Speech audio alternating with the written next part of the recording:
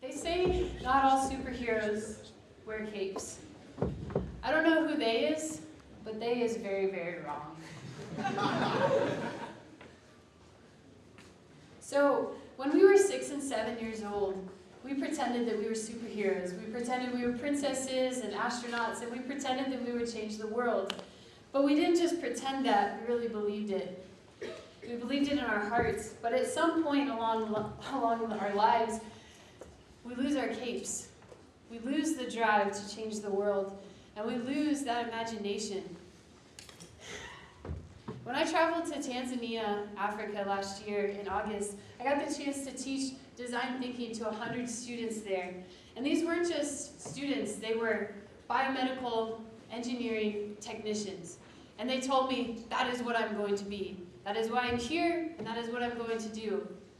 So I challenged them, and I said, all right, great, but I want to hear from you. What are the challenges and problems you see in your society that you most want to see solved? And they came up with things like this. And they weren't just easy challenges. And so I asked them, all right, we have these challenges, now come up with solutions.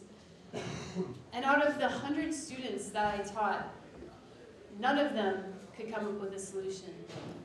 They said, I don't have enough capital, I don't have the power, I'm not American, I'm not our government, I just can't do it. And in that moment, I brought us all together, and I said, this week is going to be different. This week, you guys are not just going to be the technicians that you've been told you're supposed to be. You're going to be innovators. You're going to solve these challenges that you want to most see solved in your community.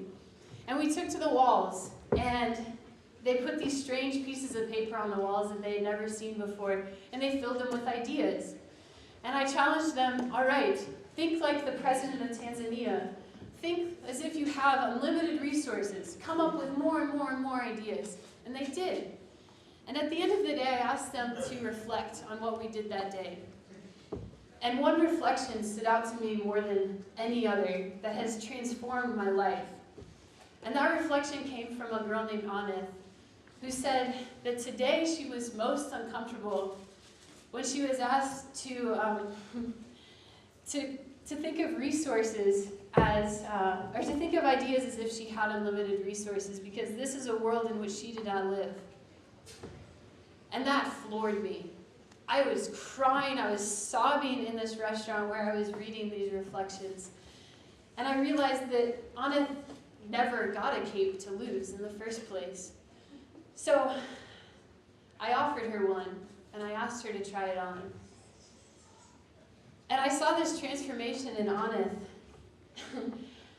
where she previously would have never answered a question. She never would have even asked a question, but now she was leading her team.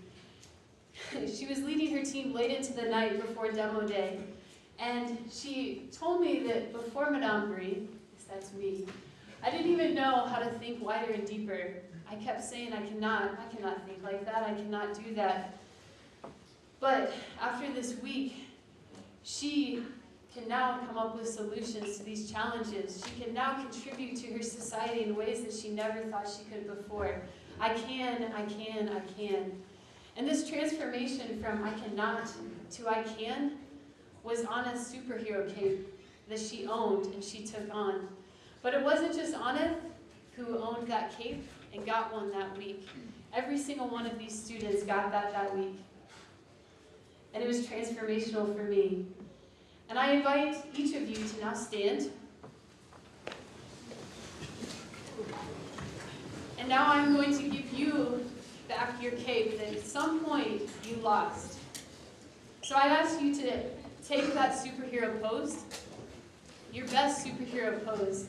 And I invite you to, with me, together, we're going to answer this question for the rest of our lives.